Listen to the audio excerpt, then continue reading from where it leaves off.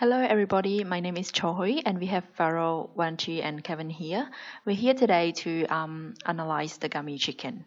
Today, we will be talking about the company background of Gummy chicken, the internal environment, external environment, business level strategy, implemented structure, and finally, the conclusion. In 2006, four university students in Melbourne, Australia opened a small Korean cuisine named Gami, presenting the Korean-style fried chicken and beer, in which giving them the opportunity to introduce new trend of food and diversity in Australia. They emphasized the idea of culture sharing, since they believe that Korea and Australia have the same culture of sharing food. They choose Korean-style fried chicken as their main offer. The second store was opened 3 years later in Melbourne CBD, and the four friends now own 14 Gummy chicken and beer restaurants with a turning over 16.3 million in 2017. Gummy continued to grow and aiming to open 45 Gummy restaurants Australia-wide by 2020, and spreading beautiful culture and taste of Korean chicken and beer as the perfection on the taste is much essential to Gummy, since Gummy in Korean means beautiful taste, which is the core value of Gummy to maintain. Looking at the industry scope of gummy chicken, they would be categorized under the restaurant industry in Australia and also takeaway chicken shops. By assessing the restaurant industry will give us the general environment, while takeaway chicken shops will provide us with a more specific information. This is the restaurant industry structure. It is currently at its growth stage with having a low capital intensity, meaning that it requires little money to start up a restaurant. The industry also has a low barriers to entry due to having a low capital intensity as people can enter or exit the market freely. Therefore, firms in the industry will experience a high level of competition as there are many rivals to compete against. The industry for restaurant has experienced solid revenue growth over the past 5 years, as indicated on the graph. This is due to changing social trends of consumers where more people are experiencing busier lifestyles and diminishing leisure time. As a result, they do not have time to cook for themselves and seek other options such as restaurants to get their meal. In the current year, it is anticipated to fall 0.5% due to limited consumer spending on industry services caused by falling discretionary incomes and negative consumer sentiment. As for the future of the industry, it is expected to have a steady growth of 0.5% annually over the next 5 years, reaching $20.6 billion by the end of 2024. Industry operators can look forward to further opportunities for growth, stemming from the projected increase, busier lifestyles, and a heightened focus on quality by consumers. However, the steady growth is due to the increase of health consciousness by consumers, where they seek more healthier uh, meals and less fast foods. And in addition, significant competition from other hospitality industries, including takeaway food, pubs, and cafes, is expected to challenge industry revenue growth. As a result, industry operators will need to control efficiency and respond to change in customer demand to sustain profit. I will now talk about the internal environment of Gummy. An internal environment of a firm is about analyzing the resources and capabilities that the firm have that can be used to create their core competencies and have competitive advantage over other firms of the same industry. Resources are divided into two categories, tangible and intangible. Tangible resources are those resources that can be observed and quantified. The tangible resources that can be found in Gami is financial resources. Since Gami business was started as a partnership of 4 people, they have the ability to generate more financial support from every member. Physical resources that Gami has is the 14 Gami chicken and beer restaurants that can be found in remarkable locations such as Carnegie and Westfield Shopping Centre. Gami also have some technological resources such as the ABN registration and legal regulation license. Intangible resources are the resources that cannot be easily observed or quantified that are difficult for competitors to analyze and imitate. Intangible resources that can be found in Gami is human resources, which 2 of the owners were chefs, which means they have more knowledge and ability in making food. They also have the innovative resources of being able to adjust or create new menu to attract more customers. They also have reputation resources, which Gami has become a famous brand with the perception of good food, that is good Korean fried chicken. A firm capability is when a firm combines its tangible and intangible resources, which form a foundation of their core competencies. Gami's capabilities are distribution, which are their 14 restaurants locations, and that they also expanding. Then they also have human resource capabilities as they train their staff into skilled workers. Gami's marketing capability is the use of social media, and they have their own website where they keep their news updated. And finally, research and development capability of Gami is the ability to find new ways to improve and new recipes into healthier environment. Some of these capabilities are also the core competencies of Gami. Core competencies are the activities that a firm performs well compared to its competitors and therefore adds unique value to the firm. Their unique recipe is a core competencies of Gami as they have their own way of frying chicken, which make them taste different to other fried chicken. The good relationship that Gami has with suppliers of local ingredients is also a core competency of Gami because it makes their purchase of ingredients more efficient. And finally, they have chosen good locations of restaurants, such as in shopping center, which makes it easy for their customers to look out for around Melbourne. Value chain analysis allows the firm to understand the parts of its operations that create value and those that do not. Value chain is made up of two parts, primary activities and support activities. The primary activity of Gami is supply chain management, which is the good relationship with both suppliers and customers that they have. Their distribution activity is which is allowing orders and serving food in the restaurant, and the ability of delivery with Uber Eats and Fodora is also their primary activity. And the support activity of Gami would be their human resource management, which is the process of selecting and training their employees into skilled workers. SWOT analysis involves an assessment of a firm's internal and external environments. Analyzing a firm's internal environment is looking at their strengths and weaknesses, which in this case, Gami's strengths are their strong brand image, which is Gami is now a well-known restaurant, attractive customer base, which is their restaurant environment, superior product quality, that is the tasty of their chicken and the use of local ingredients, wide geographical coverage in Melbourne, and franchising that provide more attractive geographic markets. Gami's weakness would be the difficulty in finding good employees, as mentioned by the owner of Gami that it is now hard to find a good employee who would do good job. Then analyzing a firm's external environment would be looking at their opportunities and threats. Gami's current opportunity is that they are looking at opening new location in Sydney in the near future. And their threat is the likelihood of entry of new competitors, as Korean fried chicken is now becoming a popular dish in Australia, and many are looking into entering this market. According to this diagram, the external environment is divided into three parts, which are general environment, industry environment, and competitor environment. The external environment will be directly integrated with how the business constructs its strategy to achieve the business objectives or generate above average return. In assessing the industry, Porter 5 factor can be used. Porter identified 5 factors that can be used to measure an industry's attractiveness to enter the market. The first factor is threat of substitute product, which is high. With high availability substitute, there are a lot of restaurants that offer similar range of products, and also low switching costs for customers can easily switch to other restaurants due to close price range. The second factor is threat of new entrants, which is low because of the low initial capital outlays, where the new restaurants can enter the market with minimal setup costs by leasing premises, equipment, furniture, and setting. No formal qualification required to operate in the industry because of that. Secondly, low industry concentration, because of new entrants can require market share relatively quickly without being hindered by dominant major players. Therefore, can compete on the same level with existing establishments. Thirdly, is bargaining power of buyers, which is medium. Because of the low switching costs, again, it is also easy to switch to another restaurant due to many similar restaurants and can impose demand to the firm.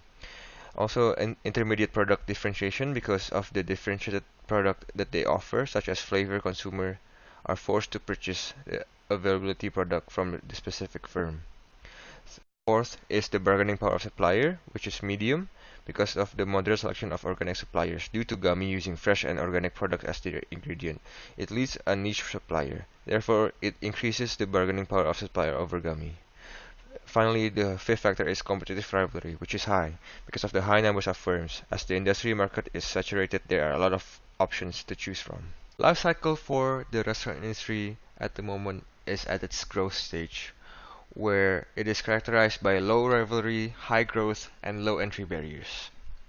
The number of industry establishment is anticipated to expand moderately over the next 10 years, with strong demand for quality food and dining experiences has encouraged firms to enter the industry. However, restaurants compete fiercely for prime locations and customer numbers, and failure to offer a successful price or quality position can lead to industry exits. Additionally, the industry's fragmented and saturated nature makes it difficult for players to gain significant market share. For this industry, it is experiencing an outperformance relative to the economy, as it is forecast that the industry will have an increase of 3.3% annually for the next 10 years, while the GDP is forecasted to have only 2.5% on the same period. Through IBIS report, we identified that there are four key success factors that Gami have. The first factor, the ability of Gami to franchise the brand, can increase their market power and brand awareness. The second factor, they're conducting effective and efficient work practice to increase the quality of service and generate more customers while also reducing the employee turnover. The third factor, Gami is currently owning more than 10 stores that are located in easily accessible location with high foot traffic across Melbourne, so this factor can attract more customers due to better customer convenience. And the fourth factor, Gami is having less competition in market by offering the Korean cuisine, therefore there are only a small number of direct competitors. There are two types of competitors, direct and indirect competitors. Direct competitors is a business that offer similar products and services which create direct competition such as Nene Chicken, Kaskas, ABC Chicken, Good Evening, Darian, and Huatu.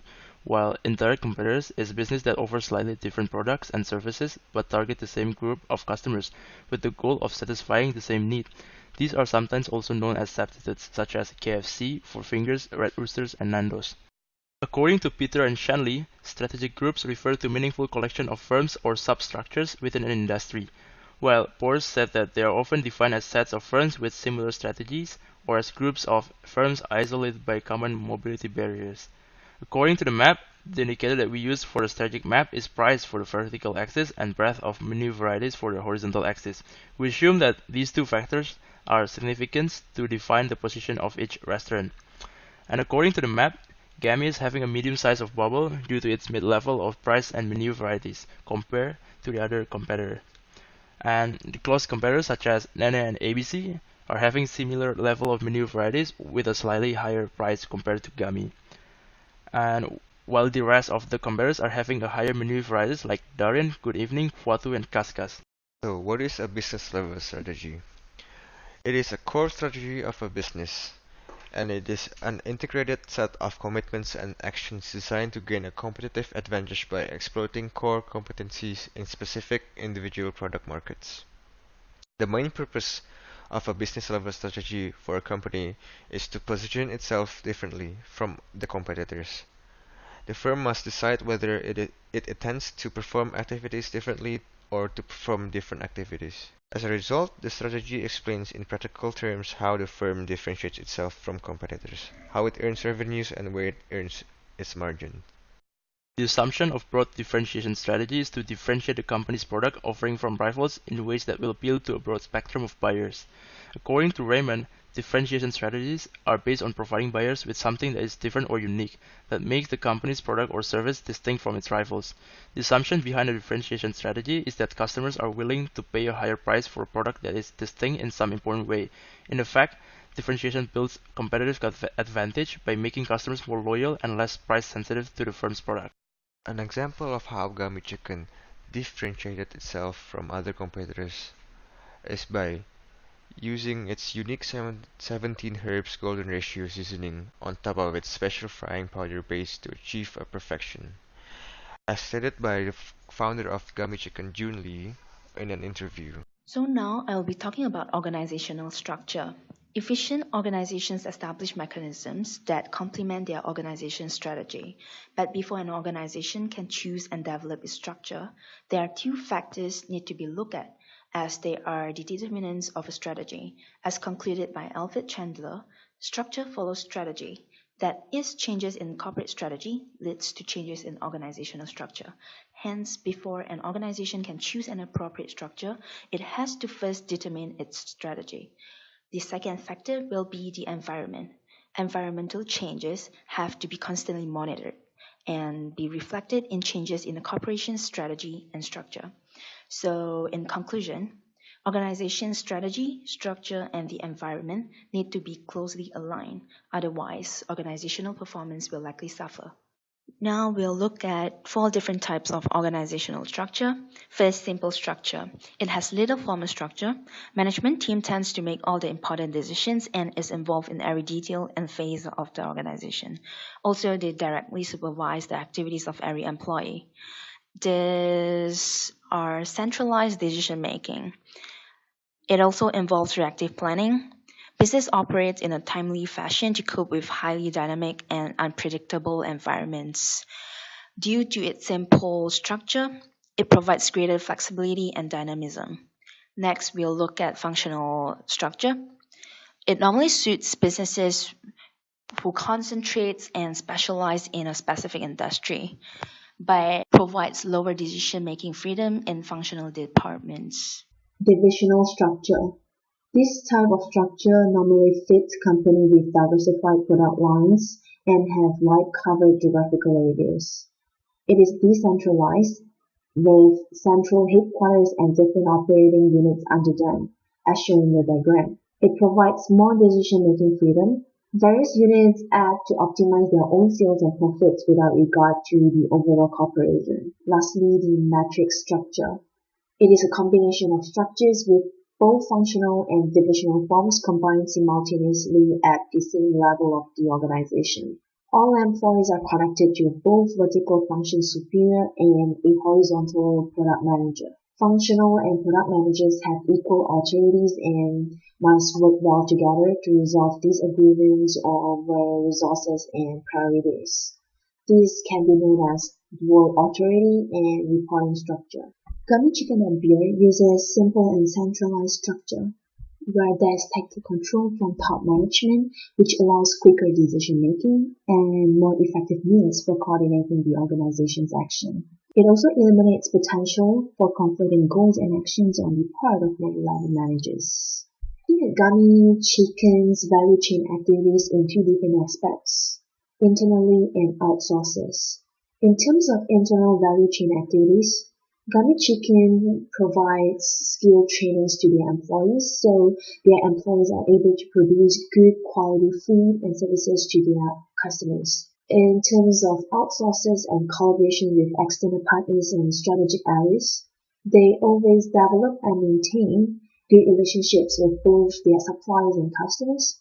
They also partnership with Foodora and Uber Eats. They do provide delivery services to their customers. They are also a franchisor who offers people with business opportunities. As mentioned in the previous slides, it is very important for a company to have a business structure which aligns with their business strategy in order for them to become efficient. Looking at Gami Chicken, their structure keeps all levels clear and focused on their company value, and this contributed to value creation. They provide their customers with good quality foods and services, which brought satisfactions to their customers. However, there are downsides for this implemented structure. It discourages responsibility among lower-level managers and employees and discourages them from exercising any initiatives. Besides that, it also lengthens response time by those closest to the market conditions because they must seek approvals for their actions. As a franchisor, Gami will take a lot of time and investment, especially when initially setting up the franchise model. They will also need more time to ensure they attract the right franchisees and control what they do. Also, as a franchisor, Gami will have to deliver a suite of training and support for their franchisee to successfully sell its brand. Also, they will need to have systems and procedures in place that can be copied by most people to run a successful business. Lastly, after looking at Gami Chicken and Beer's company background, both its internal and external environment, its business strategy and structure, we can conclude that Gami Chicken and Beer does have a sustainable source of competitive advantage, but there are still spaces for improvements. Gami Chicken's business structure does align with its strategy, and this provides their customers with value. Most importantly, they continuously come up with new recipes, and these unique recipes are what make them so different from its competitor. However, there are more similar businesses coming into the market, and this increases the competitions in the industry. Also, the products offered by Gami are highly substitutable and non-imitable. This is the reference list, and this comes to the end of our presentation. Thank you for your time.